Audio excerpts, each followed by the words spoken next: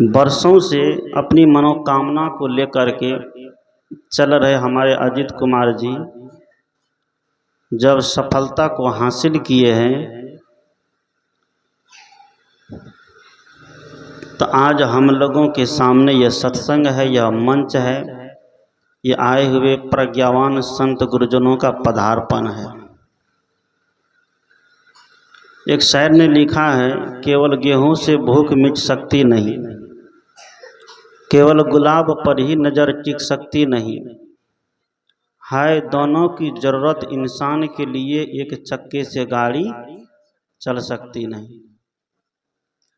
किसी गाड़ी को चलाना है, उस गाड़ी में गति देना है, उस गाड़ी में यात्रा करनी है तो दो चक्के चाहिए। एक चक्के से भी गाड़ी चलती है, ऐसी बात नहीं है कि नहीं चलती है, लेकिन उस गाड़ी में गति नहीं होगी। लेकिन अगर आप अपने जीवन में गति और प्रगति दोनों चाहते हैं तो गाड़ी के जो दोनों चक्के हैं उस दोनों चक्के को क्या करना पड़ेगा? संतुलित रखना पड़ेगा, उस दोनों चक्के को सही रखना पड़ेगा। उसी तरह हम अपने जीवन रूपी गाड़ी को चलाना चाहते हैं, हम अपने जीवन रूपी गाड़ी में गति और प्रगति दोनों प्रदान करना चाहते हैं तो संत कहते हैं, प्रज्ञावान संत महापुरुष कहते हैं कि इनके जो दो चक्के हैं, एक चक्का है अध्यात्म का, एक चक्का है भौतिक का। क्योंकि इस शरीर का निर्माण ही दोनों चक्के से हुए हैं, एक जड़ तत्व है, दूसरा चेतन तत्व है। जड़ तत्व इस शरीर को कहते हैं, चेतन तत्व इस आत्मा को कहते हैं। और सरल भाषा में समझें तो जड़ तत्व बॉडी को कहते हैं और चेतन तत्व इंजन को कहते हैं। गाड़ी की बॉडी हो लेकिन इंजन नहीं हो तो गाड़ी चल नहीं सकती है। गाड़ी में इंजन हो और गाड़ी की बॉडी नहीं हो तो गाड़ी तो चलेगी, आवाज़ तो होगी, लेकिन उसमें गति नहीं होगी। उसी तरह सदगुरु कहते हैं, एक तरफ हमारा शिक्षा का क्षेत्र है, एक तरफ हमारा संस्कार का क्षेत्र है। हमारे अजीत कुमार शिक्षा पढ़ने के साथ साथ ऐसी संस्कारों की पूंजी इकट्ठा करते जा रहे हैं। आज अगर कोई चीज़ में महारत हासिल होता है, मनोकामना पूरी होती है तो बड़े उत्साह से बहुत बड़ा काम होता है। सत्संग भजन नहीं होता है, क्योंकि आज सत्संग से लोगों की दूरी बढ़ती जा रही है।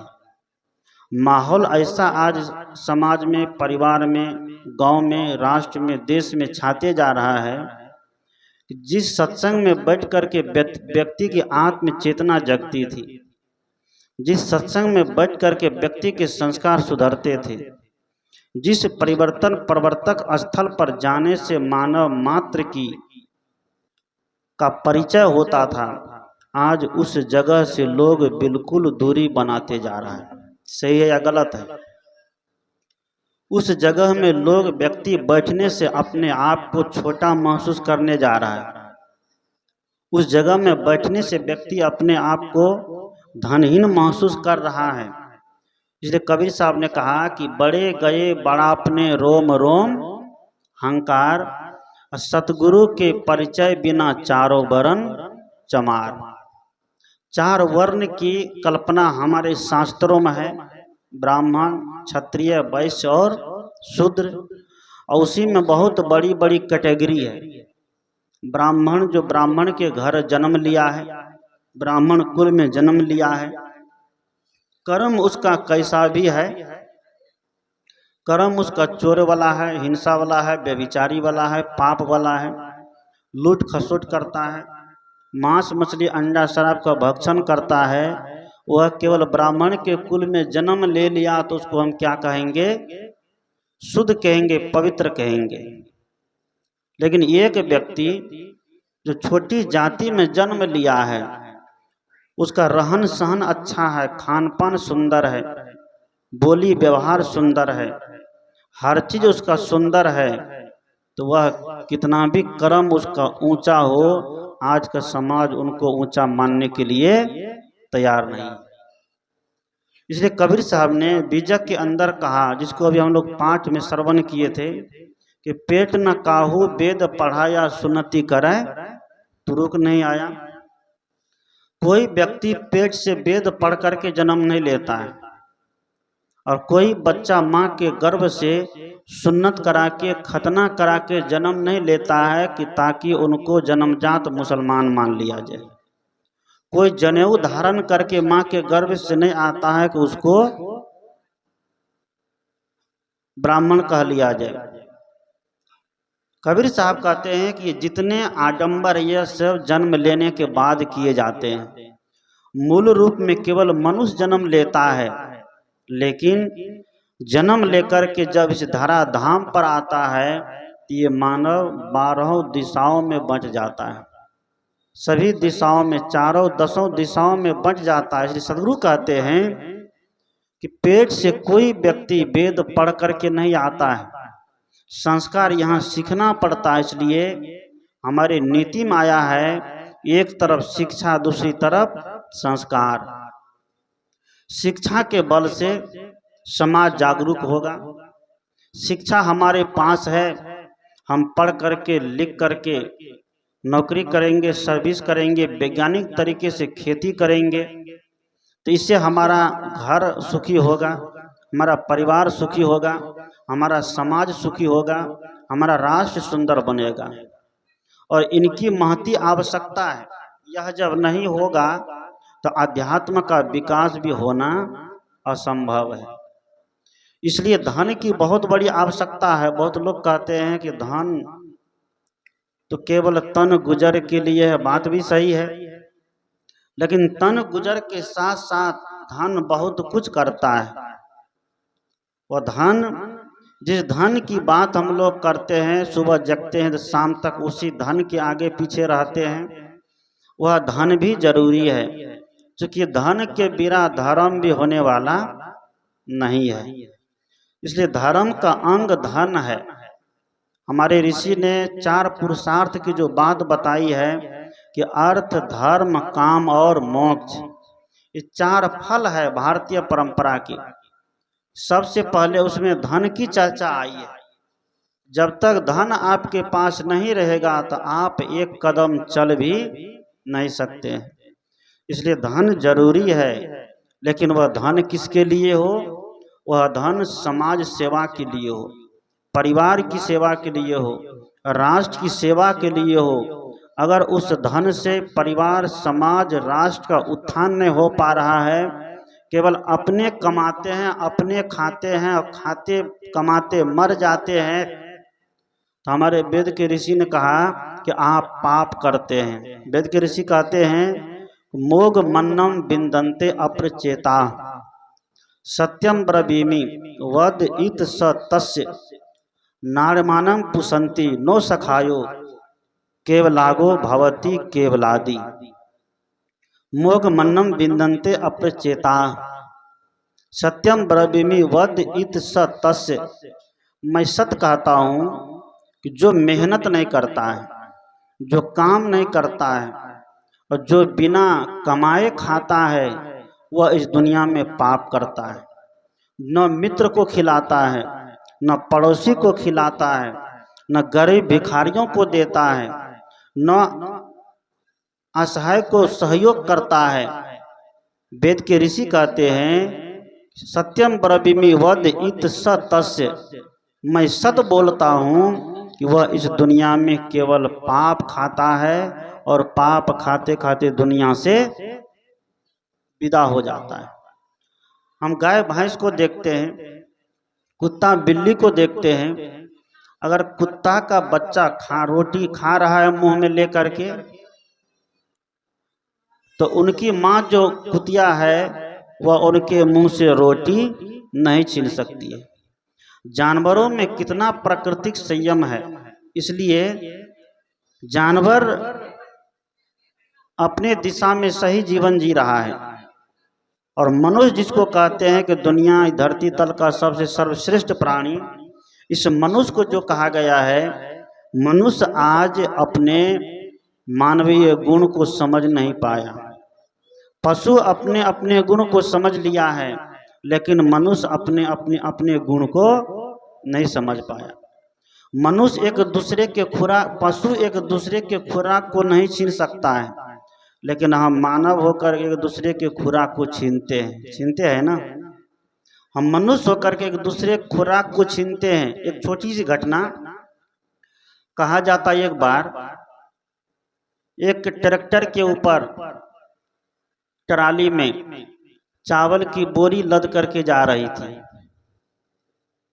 तो कुछ दूर जाने के बाद चावल की एक बोरी गिर गई। चावल की बोरी जब गिर गई तो बोरी फट गई। कुत्ता आया, उनको जितना खाना था खा लिया। गाय आई, उनको भी जितना खाना था खा लिया। घोड़ा आया, उनको भी जितना खाना था खा लिया। कौवा मैना आया, उनको भी जितना खाना था खा लिया। जब सब खा करके चला गया तब भी चावल बचा रह गया। उसके बाद सबसे पीछे मनुष्य आ रहा था। मनुष्य जब आया, देखा कि यहाँ चावल की बोरी है, चावल यहाँ गिरा हुआ है, बिखरा हुआ है। वह मनुष्य झाड़ू लेकर के सब चावल को समेटा, बटोरा, बोरा में लिया और सबको लेकर के घर चला गया। कुत्ता आया, उनको जितना खाया था उतना खा लिया। घोड़ा आया, उनको जितना खाना था उतना खा लिया।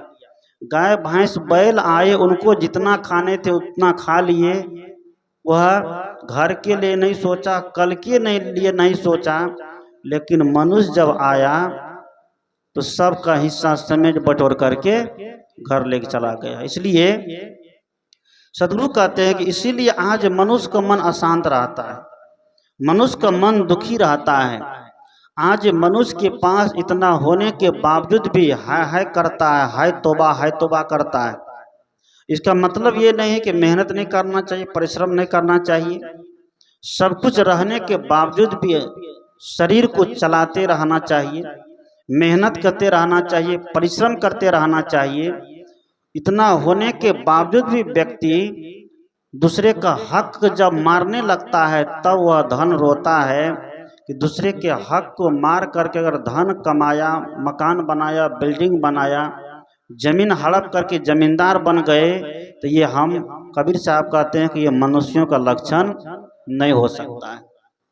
मनुष्य का लक्षण होता है कि जियो और जीने दो, खुद खाओ और दूसरे को भी खाने दो, क्योंकि ये धन किसी का नहीं है।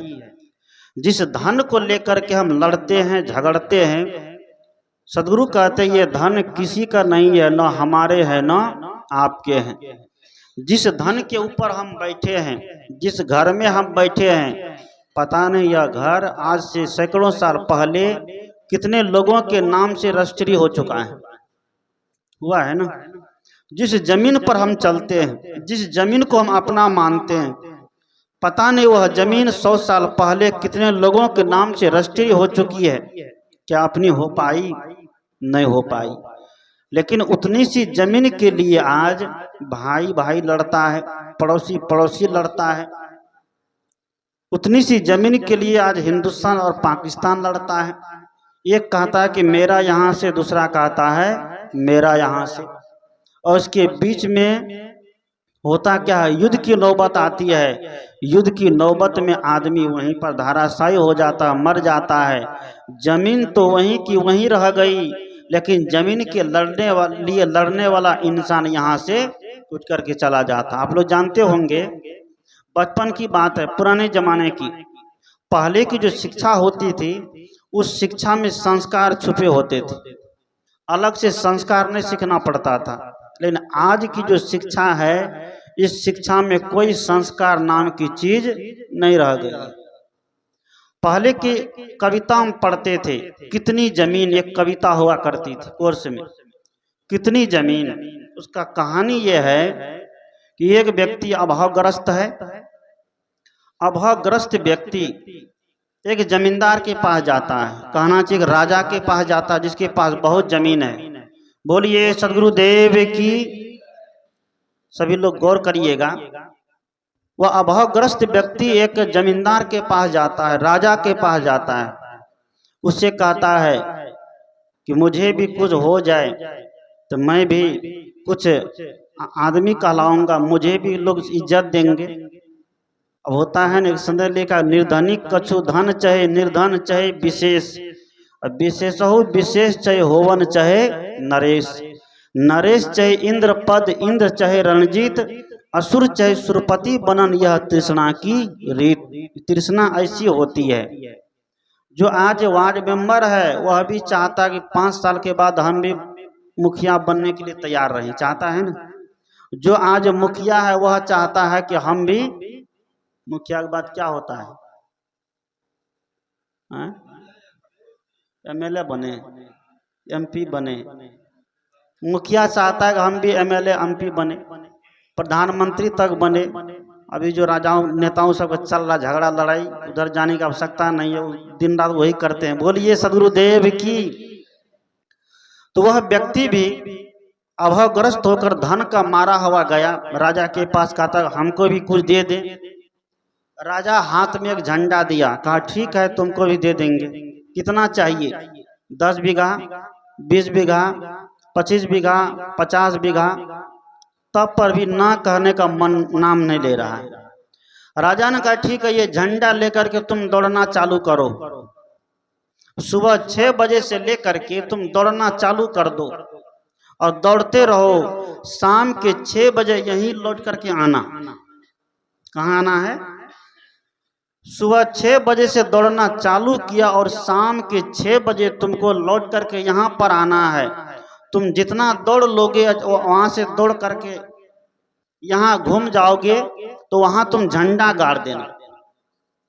और जितना तक तुम जहां तक झंडा गाड़ करके मेरे पास लौट के आ जाओगे, उतनी जमीन हम तुम्हारे नाम से कर देंगे। अब राजा जी थे तो कुछ भी कर सकते थे।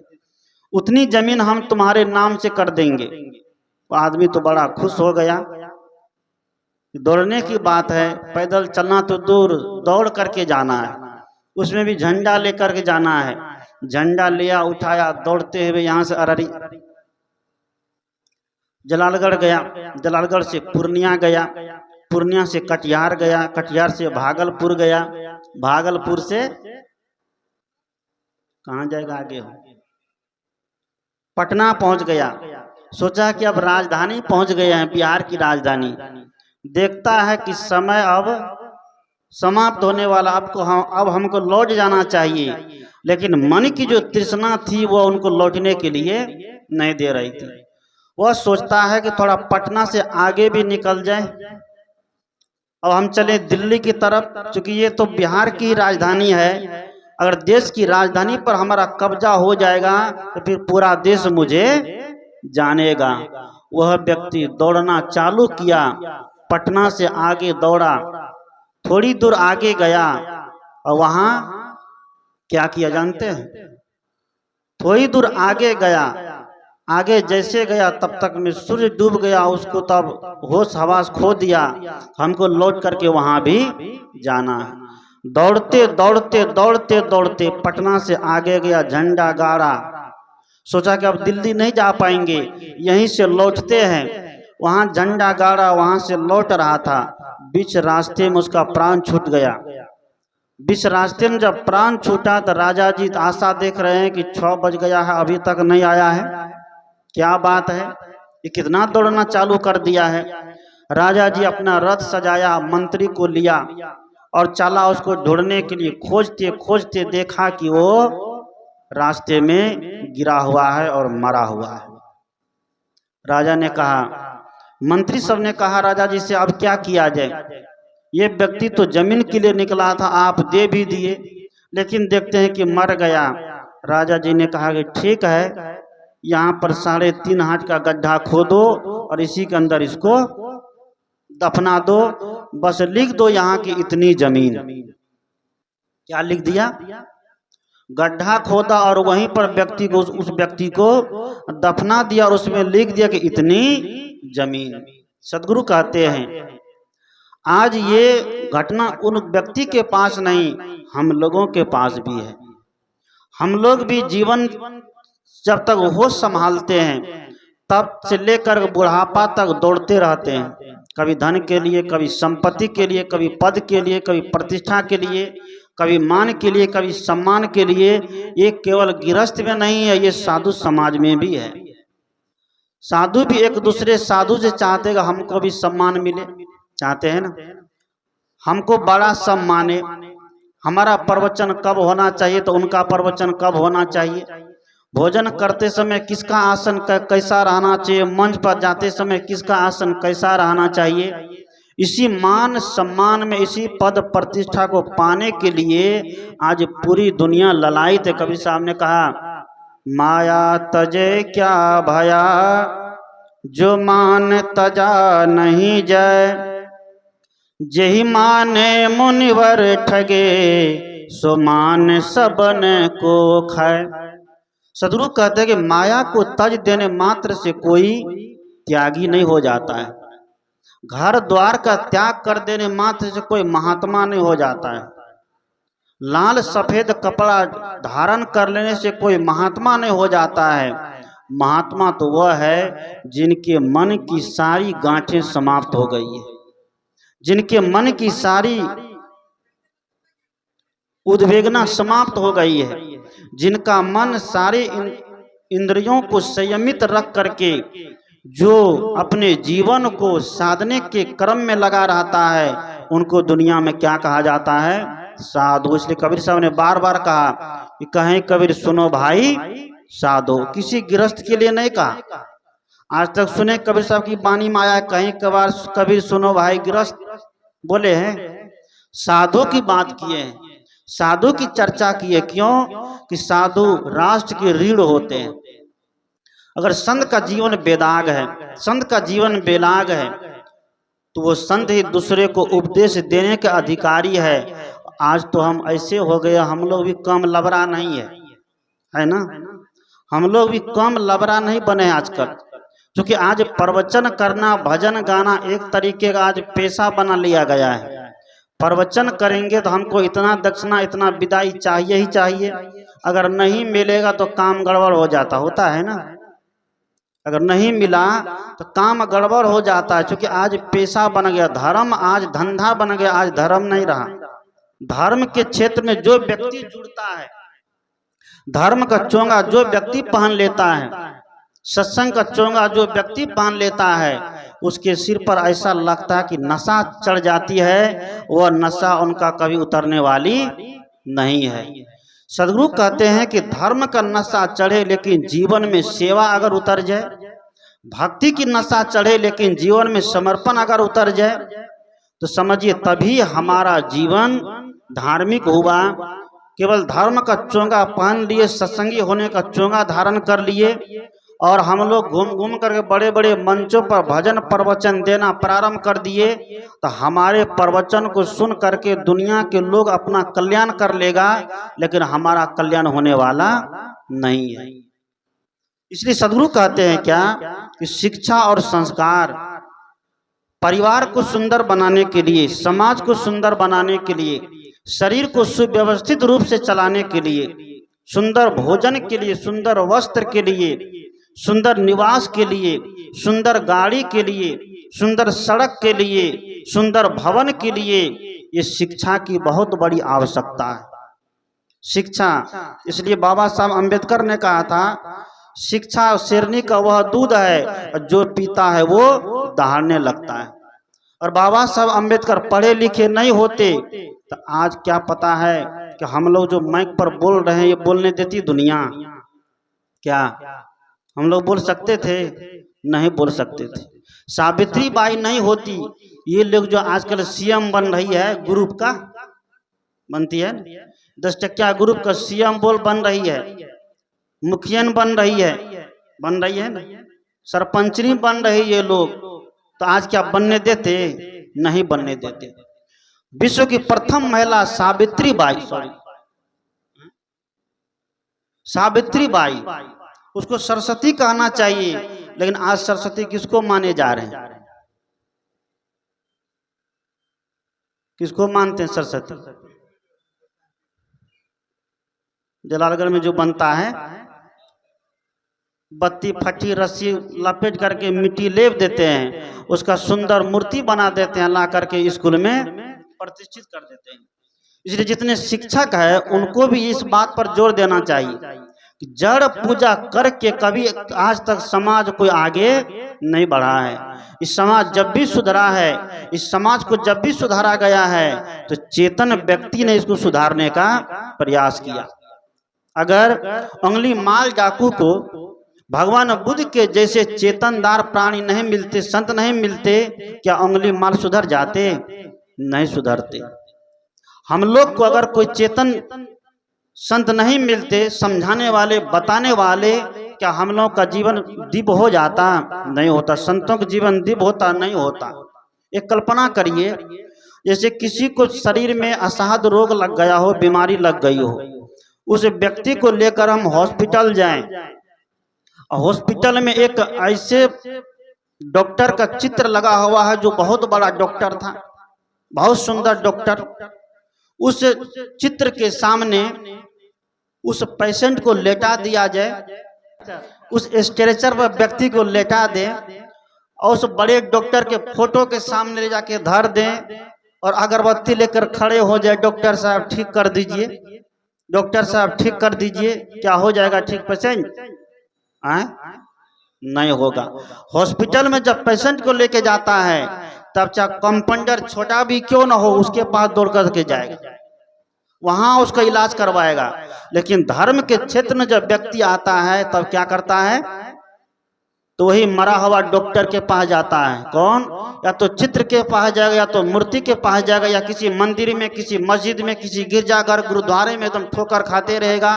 सदगुरु कबीर कहते हैं कि पत्थर पूजे हरि मिले तो मैं पूजूं पहाड़, उससे तो चक्की फली जो पीस खाए संसार। एक व्यक्ति ने कहा, आप लोग मूर्ति तुर्ति को नहीं मानते हैं, चित्र तित्र को नहीं मानते हैं, क्यों नहीं मानते? मानना चाहिए, उसमें भगवान का निवास है। मैंने कहा कि नहीं मानते और नहीं मानना चाहिए। इसलिए नहीं, चित्र है, कोई महापुरुष का चित्र है, उसको रखिए घर में लगा करके, दीवारों में टांग करके, लेकिन उस चित्र को हम दिन रात अगरबत्ती दिखाएं, उसके सामने सिर माथा फोड़ते रहे, उसके चित्र के जैसा अपना चरित्र नहीं बनाएंगे, उसके सामने अगरबत्ती दिखाना व्यर्थ है ना? व्यर्थ। मैंने उनसे कहा कि मान लीजिए आपको 2 लड़का है। कितने लड़का है? 2 लड़का। संजय बाबू को 2 लड़का है, एक का नाम है अजित कुमार, एक का नाम है क्या नाम? आशीष कुमार। 2 लड़का है और दोनों लड़का में से एक लड़का जो है संजय जी की खूब सेवा करे, संजय जी की खूब सेवा करे, उसकी आज्ञा का पालन करे, वो जो बात कहे वो बात करने के लिए तैयार रहे। लेकिन एक लड़का संजय जी का फोटो बना करके घर में रख दे और सुबह शाम जब उठे तो अगरबत्ती दिखाते रह जाए, अब बाप की एक भी बात नहीं माने, तो संजय जी अपनी जमीन किसके नाम से करेंगे? जो सेवा करेंगे उसके नाम से ना, जो सेवा करेंगे उसके नाम से उसकी जमीन कर देंगे। जो बात नहीं मानेंगे, जैसे तैसे करेगा, जहां तहां फिरेगा, देगा तो उनको भी, लेकिन देने में बड़ा हृदय में दर्द होगा। होगा कि नहीं? उसके हृदय में दर्द होगा। ये कबीर पंथी, कबीर विचार इसी बात की तरफ इशारा करता है। क्या? चाहे कबीर साहब की फोटो भी क्यों न हो, किसी की चित्र भी क्यों न हो, वो अगरबत्ती दिखाने के योग, दीपक दिखाने के लिए नहीं है, बल्कि उनके जैसा अपना जीवन चरित्र बनाने के लिए है। लेकिन आज सत्संगी लोग भी उसी रास्ते पर आ गया जिस रास्ते पर मूर्ति पूजा करने वाले सब चल रहा है ना।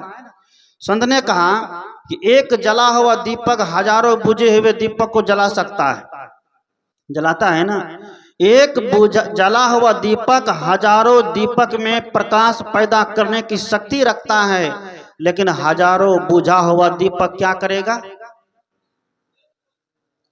कर सकता है? नहीं कर सकता है। जब तक श्री राम जिंदा थे, श्री राम को पता चल गया कि हमारी पत्नी को हर करके कौन ले गए? रावण ले गए। तो श्री राम केवल अयोध्या में भटकते नहीं रहे, अयोध्या में रोते नहीं रह गए, धनुष बाण उठाए और लंका में जा करके रावण से युद्ध करके उसको मार करके सीता को खसीट करके ले आए। लाए कि नहीं लाए? वही राम अगर दुनिया से जब जिस दिन चले गए, राम शरीर में नहीं रहे, तो अयोध्या की गद्दी पर क्या हुआ जानते हैं? अयोध्या के राज पर क्या हुआ? मुस्लिम शासक आया और वहां मंदिर की जगह क्या बना दिया? मस्जिद बना दिया। और कितने दिन तक राम लला टेंज के अंदर में एकदम निवास करते रहे ना। क्यों? कि राम जी शरीर में नहीं थे, राम जी चेतन नहीं थे उस समय, राम की चेतनता गायब हो गई थी, राम केवल नाम में थे। सदगुरु कहते उसी तरह जब तक हमारे शरीर में चेतन ये निवास करता है, हम अपने राम को जगा सकते हैं और अहंकार रूपी रावण को मार सकते हैं। और सीता जैसी शांति जो खो गई है, ये सीता जैसी शांति अहंकार के साथ होकर के उसमें क्या हो गई है? खो गई है। सदगुरु कहते हैं कि जब तक हम जीवित है, जब तक ये हृदय में आत्मा राम निवास करता है, तब तक हम अपने जीवन को साथ वर्तमान के साधु संतों के चरण में लगा करके इसको क्या बना सकते हैं?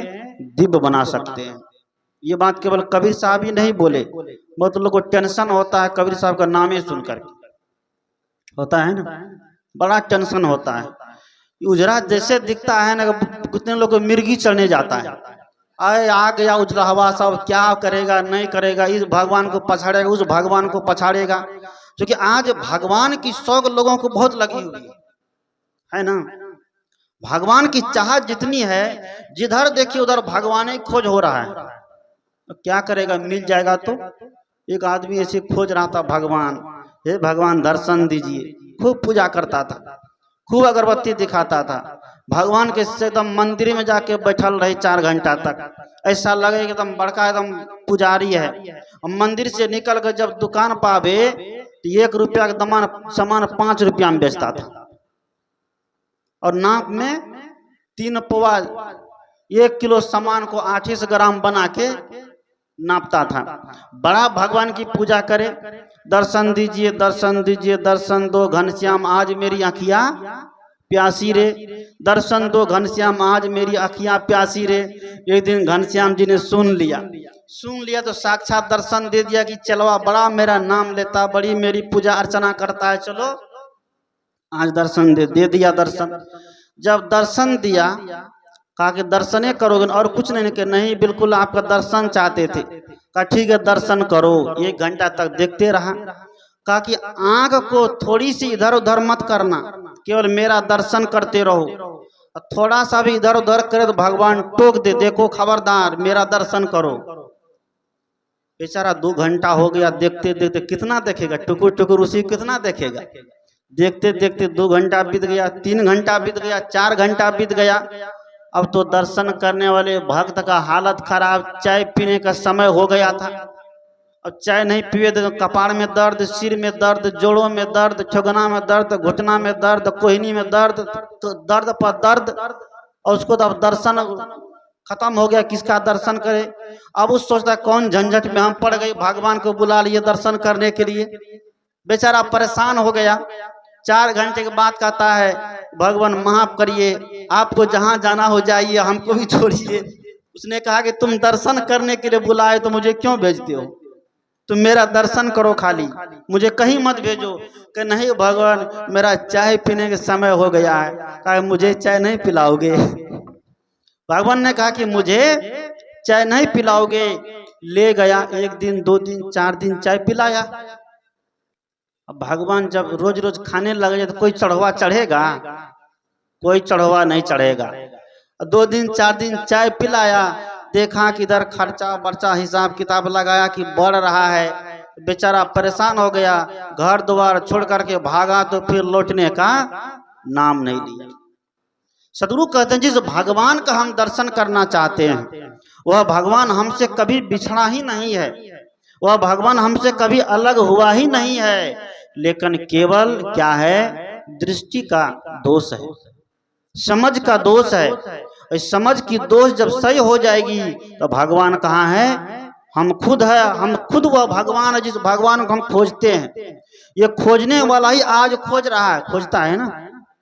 जो खोजने वाला भगवान है वह खोज रहा है, क्यों? ये विस्मृत हो गया है, अपने आप से दूर हो गया, अपने आप की यादगिरी इनकी क्या हो गई है, खत्म हो गई। जैसे कोई व्यक्ति भोजन करने बैठता है, खाने के लिए बैठता है, भोजन तो कर रहा है लेकिन मन उसका भोजन करने में नहीं है। उस व्यक्ति से पूछिए कि दाल में सब्जी में नमक कैसा है, तो क्या कहेगा?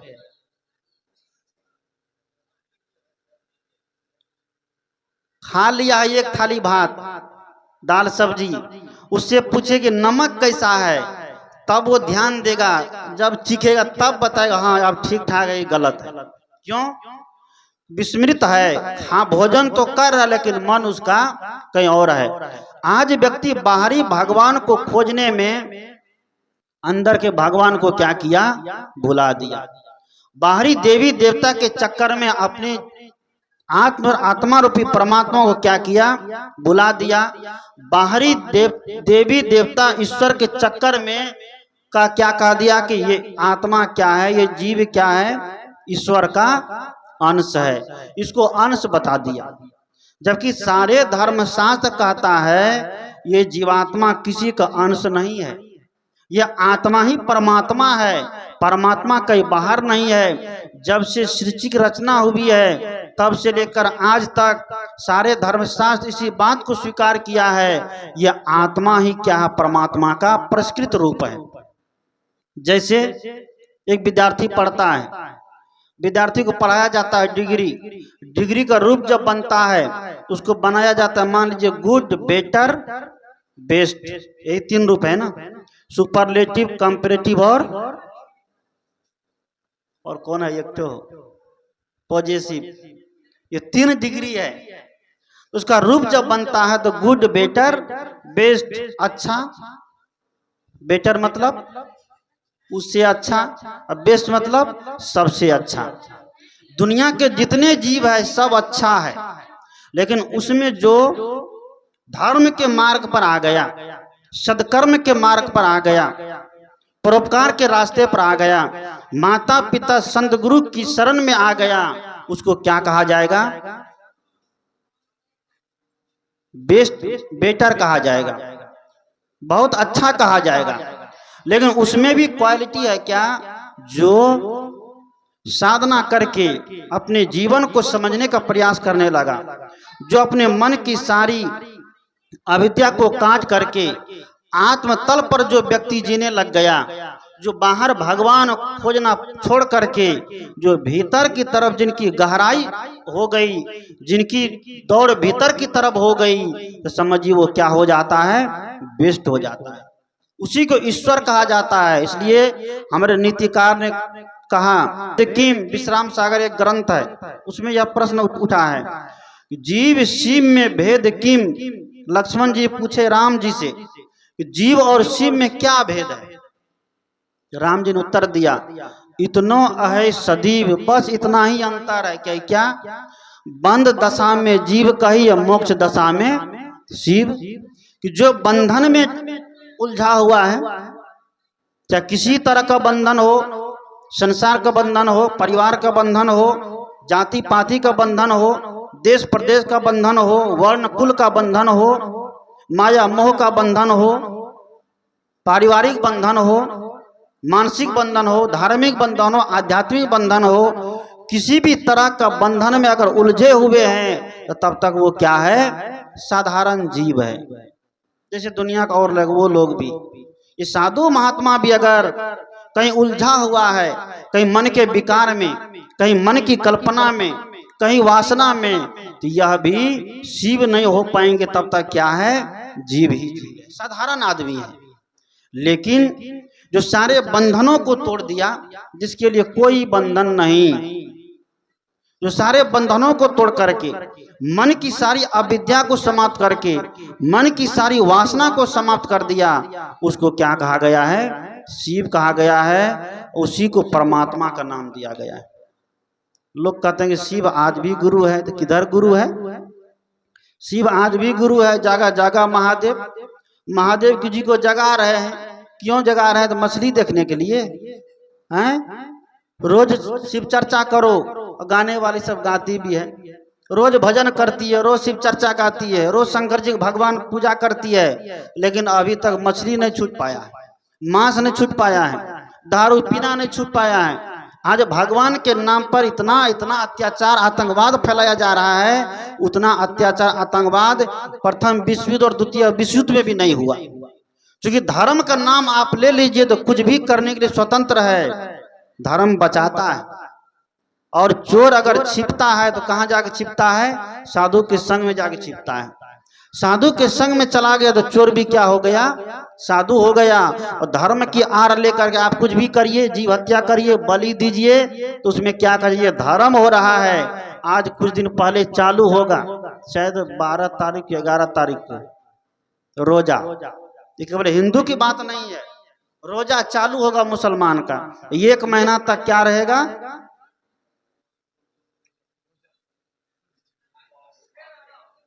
एक महीना तक रोजा भूखे, थूक तक नहीं घुटते हैं। कितनी कड़ी साधना है, थूक तक नहीं घुटते हैं दिन भर। और जब शाम होता है,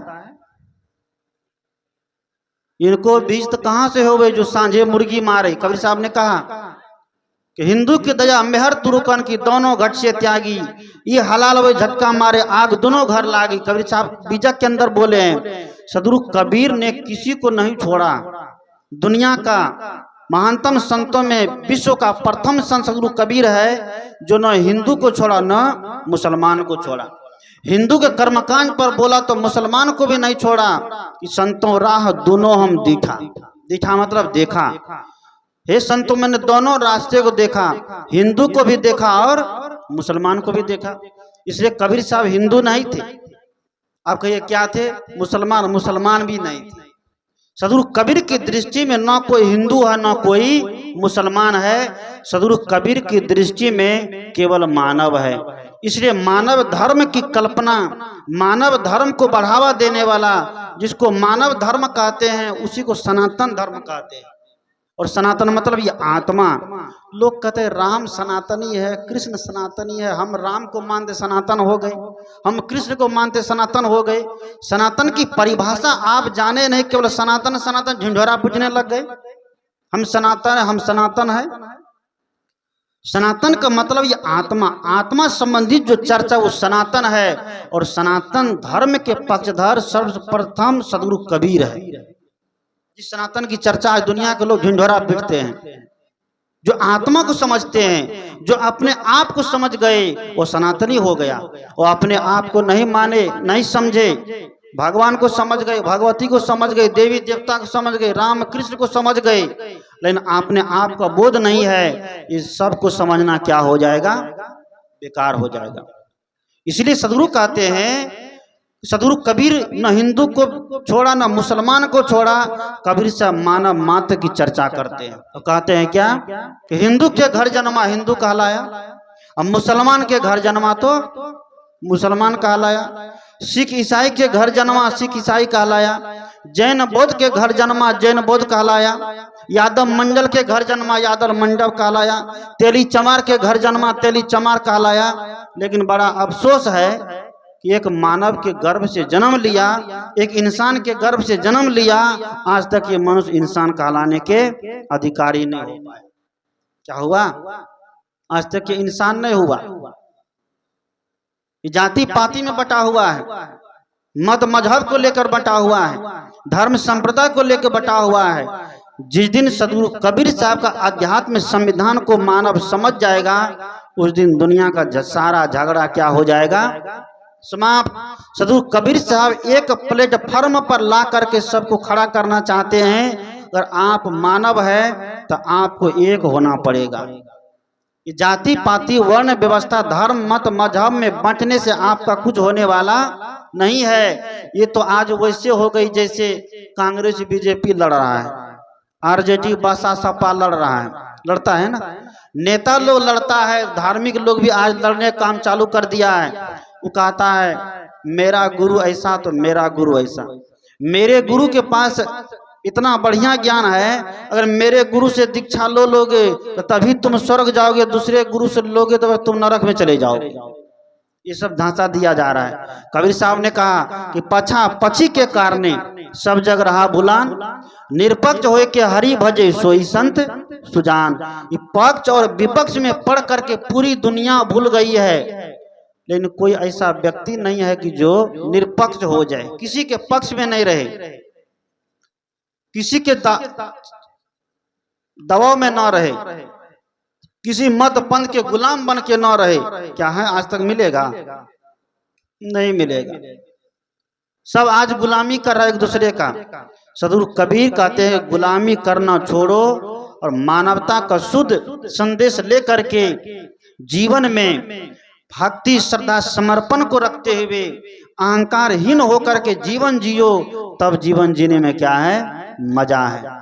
और जीवन में अहंकार आ गया कोई चीज का, धन का, पद का, प्रतिष्ठा का, मत का, मजहब का, बड़े गुरु छोटे गुरु होने का, तो समझिए कि तब जीवन जीने में कोई मजा नहीं आएगा। मैंने कहा कि शिक्षा और संस्कार जीवन में दोनों की आवश्यकता है, और शिक्षा के क्षेत्र में हमारी सरकार खूब मेहनत कर रही है ना।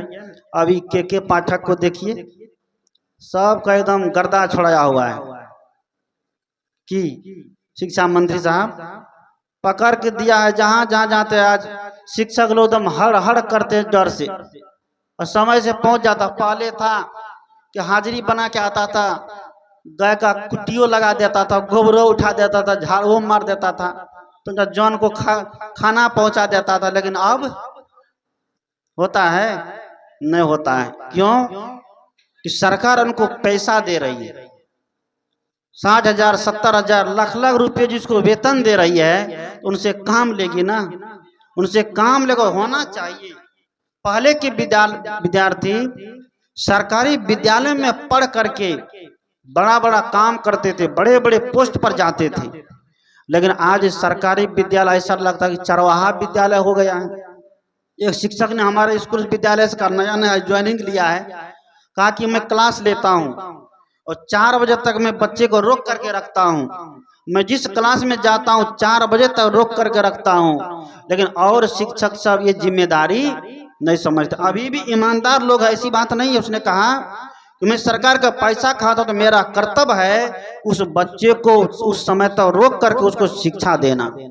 आज विद्यालय में मास्टर साहब तंबाकू लचाएगा, मसाला खाएगा, पान पुरिया खाएगा और मुंह में मुंह जोड़ करके गौप देगा। सबकी बात नहीं है, बहुत ऐसे शिक्षक है जो ईमानदार भी है, पढ़ाते भी है, और मुंह में मुंह जोड़ देगा, गौप देना चालू कर देगा। आज कौन सा सीरियल देखे, आज कौन सा फिल्म देखे, बस यही बात होती रहती है। तो हमारी शिक्षा व्यवस्था क्या सुधर जाएगी? नहीं सुधरेगी। आज सरकार इतना खर्च करने के बावजूद भी शिक्षित तो बच्चा हो रहा है, लेकिन संस्कार उसके जीवन में नहीं उतर पा रहा है। कितनों पढ़ लीजिए, स्कूली शिक्षा, भौतिक शिक्षा कितना भी आप हासिल कर लीजिए, लेकिन जब तक आपके जीवन में अध्यात्म का बोध नहीं होगा तो स्कूली शिक्षा आपके जीवन को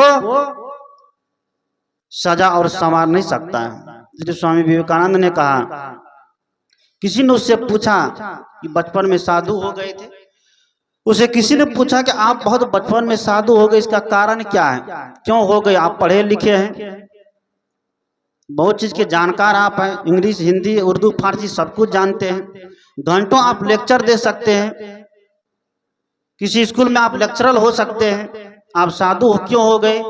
उसने कहा कि साधु इसलिए हो गए कि भौतिक विद्या पढ़ करके हम विद्वान तो बन सकते हैं, भौतिक विद्या पढ़ करके हमारा नाम तो चारों दिशा में हो सकता है, लेकिन हम अपने जीवन से क्या रह जाएंगे?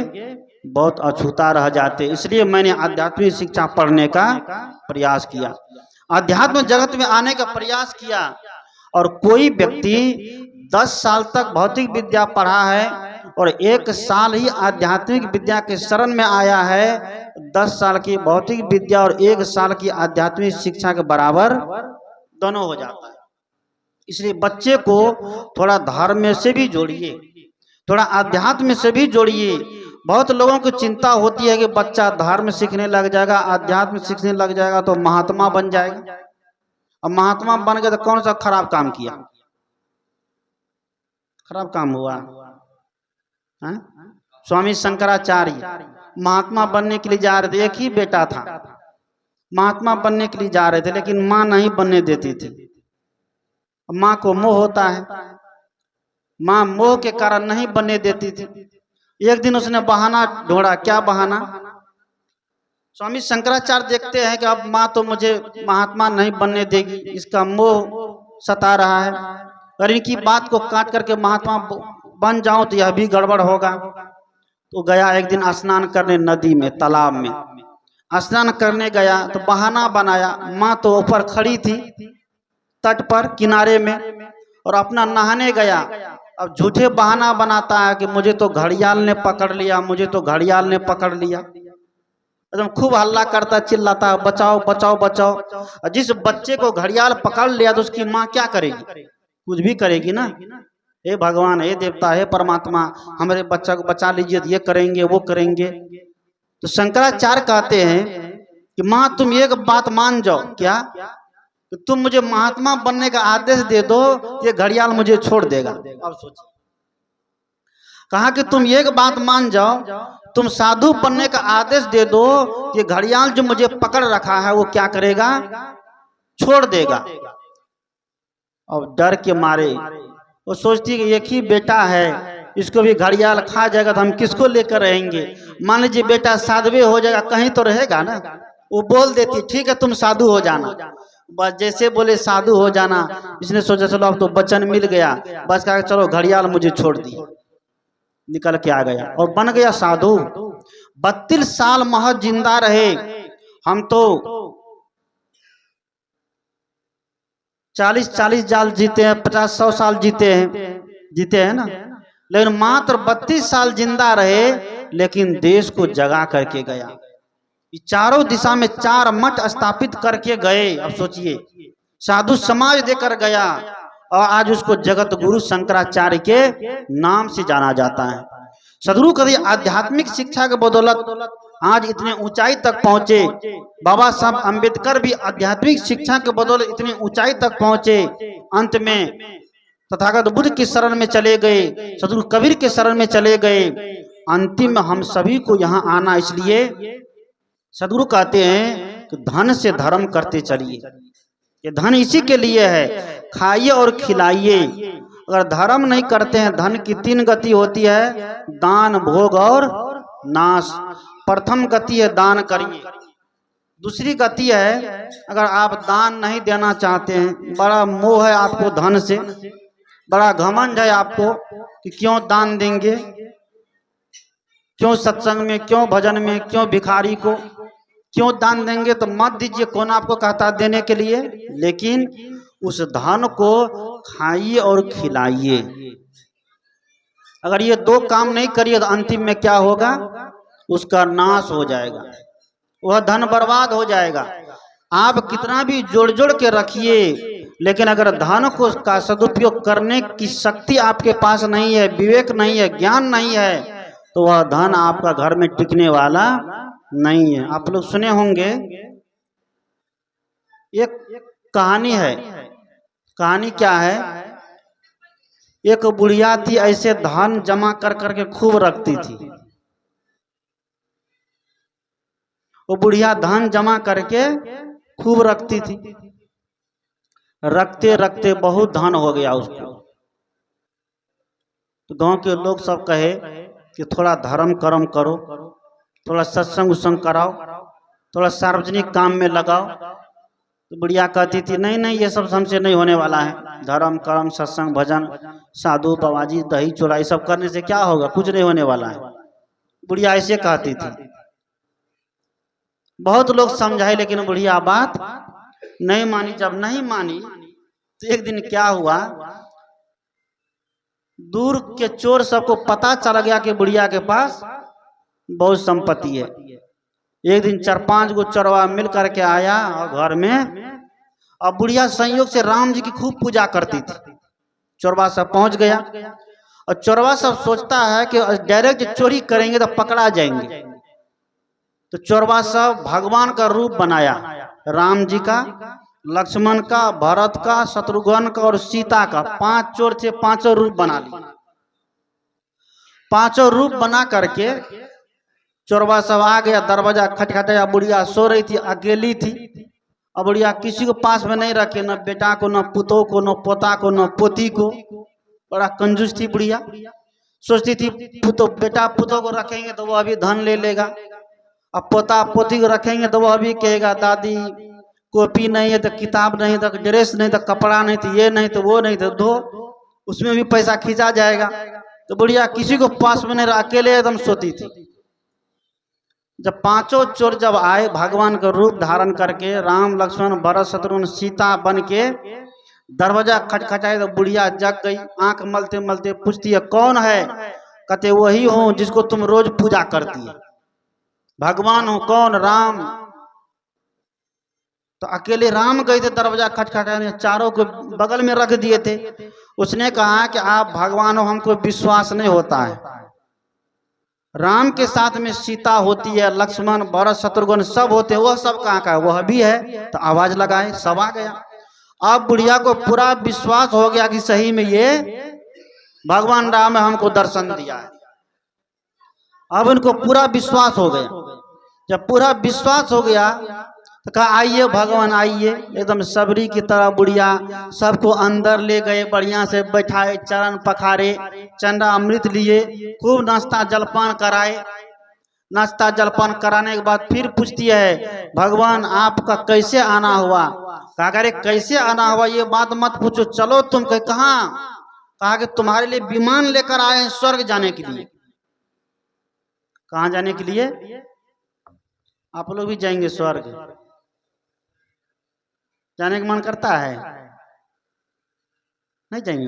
नहीं जाना है स्वर्ग? नहीं जाना है? जाना है। तो विमान लेकर आए। तो विमान कहाँ है? कहीं विमान जो है यहाँ नहीं है, बचेली मिडिल स्कूल के पास जो फील्ड है वहां पर उतार दिए। वहां पर विमान उतार दिए। यहाँ तो जगह छोटी थी, विमान उतरता नहीं, इसलिए उसी फील्ड पर उतार दिए। वहीं पर है। कहीं चलना है? कहाँ चलना है? कि चलो ठीक है भगवान चलिए। उसी के लिए हम रोज मरते थे, वो आपकी पूजा करते थे, आपकी आराधना करते थे, तो भगवान हमको स्वर्ग ले चले। तो कहे कि देखो जब चलना ही है, ये रुपया पैसा गहना जबर यहाँ क्या करेगी रख करके? लेते चलो, वहां सब बांट देंगे, रोगी भिखारियों में, गरीबों में, वहां भी तुम्हारा नाम होगा, वहां भी जय जयकार होगा। कहा ठीक है चलो। सब रुपया पैसा गहना जबर हीरा मोती जवाहरात पन्ना पोखरा जो थे सबको बुढ़िया एकदम गठरी बांध करके राम लक्ष्मण भरत शत्रुघ्न सीता को सबके सिर पर धर दिए। तो इतनी बड़ी मोटरी हो गया, बताइए, बड़ी बड़ी मोटरी 5 कपार पर हो गए। तो ठीक है चलो, बस चल दिए निकल करके। सभी मछली उठाकर ले गए फील्ड के पर विमान के पास। वहां जाके कहती है, सभी बोले, राम जी बोले देखो बुढ़िया तुम तो कभी विमान पर नहीं चढ़ी है, आज प्रथम बार विमान पर चढ़ेगी, तुमको चक्कर आने लगेगा, इसलिए तुम्हारी आंख पर पट्टी बांध देते हैं। क्या बांधते हैं? पट्टी बांध दे। बुढ़िया की आंख पर पट्टी बांध दी, काली पट्टी बांध दिए, और सब गठरी मठरी अपना कपार पर है। उस बुढ़िया को ले जा करके विमान पर चढ़ा दिया। विमान क्या था जानते हैं? वो विमान तिमान कुछ नहीं था, गधा था। ये गधा उस फील्ड में चल रहा था, उस गधा के ऊपर बुढ़िया को चढ़ा दिया, और गधा का दोनों कान बुढ़िया को पकड़ा दिया। कहा कि इस स्टीयरिंग को छोड़ना मत, कहा कि स्वर्ग जाने के लिए स्टीयरिंग तुम्ही को घुमाना पड़ेगा, हमको नहीं घुमाना है। यहाँ स्वर्ग अकेले जाते हैं, सब लोग मिल करके नहीं जाते हैं, इसलिए इस स्टीयरिंग को छोड़ना मत, इसको पकड़े रहना। ये हैंडल है, हैंडल एकदम बुढ़िया पकड़ी हुई है जोर से, गधा पर चढ़ी हुई, आंख में पट्टी बंधी है, गधा घूम घूम के चल रहा है। इधर 5 जो है चोरवा जो था, जो राम लक्ष्मण भरत शत्रुघ्न सीता का रूप धारण करके आए, ये 5 सभी गठरी मठरी लिए, एक ले 2 ले 3 हो गए। थोड़ी देर के बाद जब सवेरा होने लग गया, सवेरा हुआ, लोग सब निकले आए, देखते मोर भाई कौन बुढ़िया है, गधा पर बैठी, आंख में पट्टी बांधी है, कान पकड़ी हुई है।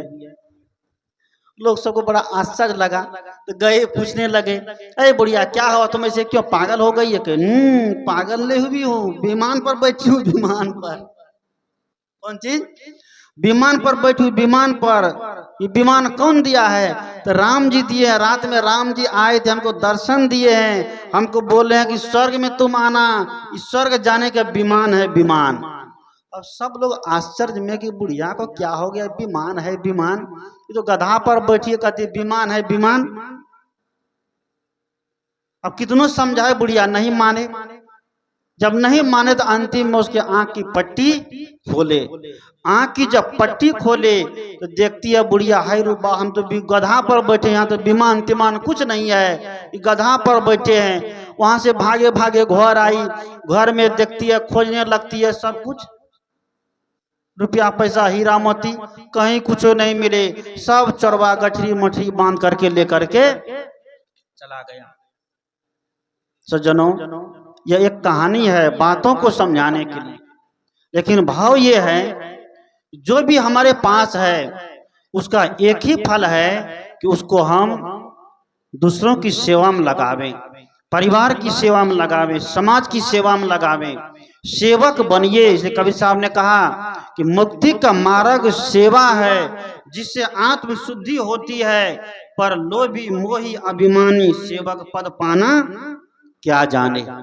जो व्यक्ति लोभी होगा, जो व्यक्ति मोही होगा, जो व्यक्ति अभिमानी होगा, जो व्यक्ति अहंकारी होगा, वह सेवा करने का भाव कभी नहीं जान सकता है। इसलिए हमें मुक्ति चाहिए, हमें स्वर्ग चाहिए, हम सेवा करें दूसरों की, माँ बाप की, संत गुरु की, रोगी अपाहिज की, गांव समाज की, राष्ट्र देश की, तभी हम मुक्ति के अधिकारी हो सकते हैं। तो मैंने कहा अपने जीवन को एक पक्ष है अध्यात्म का, दूसरा पक्ष है व्यवहार का। व्यवहार पक्ष को मजबूत बनाने के लिए हमें शिक्षा की आवश्यकता है, और अध्यात्म पक्ष को मजबूत बनाने के लिए हमें साधना की आवश्यकता है। एक तरफ शिक्षा है तो वो व्यवहार पक्ष मजबूत करेगा, और दूसरी तरफ संस्कार साधना है तो ये ध्यान पक्ष को मजबूत करेगा, अध्यात्म पक्ष को मजबूत करेगा। ये दोनों पक्ष जिसका मजबूत हो गया, समझिए वह व्यक्ति जीते जी अविचल शांति को प्राप्त कर लेगा, जीते जी सुख और स्वर्ग को प्राप्त कर लेगा। परिवार के लिए स्वर्ग, शांतिमय जीवन, और व्यक्तिगत जीवन के लिए अविचल शांति के लिए, उसके लिए हम साधना करें, भजन करें, बैठ करके मनोनिग्रह करें, मन को देखें, मन को ध्यान में लगावें, ध्यान में लगा करके मन के विकार को दूर करने का प्रयास करें। यही आज के सत्संग का मूल विषय है। खास करके हमारे संजय जी के सुपुत्र अजीत कुमार, इनकी एक मानसिक उद्गार, ये मानसिक उद्गार सबके जीवन में होना चाहिए। जहाँ तक आज भौतिक जगत में युवक बहक रहे हैं गलत खान पान की तरफ, गलत संस्कार के तरफ, गलत चलचित्र के तरफ, वहीं पर हमारे अजीत कुमार जी ने यह एक ऐसा संकल्प लेकर के जिसके बदौलत पूरा जीवन उसका सुख की तरफ जाएगा, इन्हीं संकल्प के साथ उसने जो कदम बढ़ाया, हमें भी चाहिए, इनसे सभी युवा को ये सीख लेनी चाहिए कि हमें भी ऐसी जगह आकर के बैठना चाहिए। ऐसी जगह बैठ करके ही हमारा आगे का पथ प्रशस्त हो सकता है। समय 7:15 हो गया है।